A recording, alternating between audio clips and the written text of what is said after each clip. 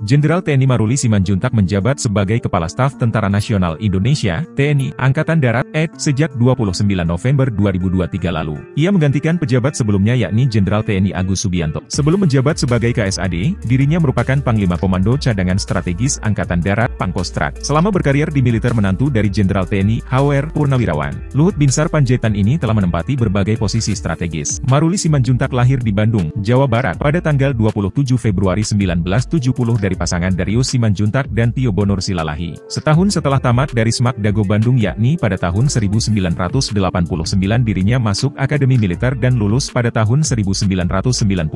Selepas itu, dirinya ditugaskan di Infanteri Komando Pasukan Khusus, Kopassus, dan Detasemen Tempur Cakra. Selanjutnya karir Maruli Simanjuntak terus menanjak. Posisi penting pertama yang diembannya adalah Komandan Detasemen Tempur Cakra pada tahun 2002. Tahun 2005 dirinya ditugaskan sebagai Perwira Bantuan Madya Operasi Kopassus hingga 2008. Setahun kemudian, dirinya dipercaya mengisi posisi Komandan Batalion 21 Grup 2, Sandi Yuda. Tak lama berselang, dirinya dipromosi jabatan sebagai Komandan Sekolah Komando Pusat Pendidikan dan Latihan Pasukan Khusus, Pusdikpassus, hingga 2010.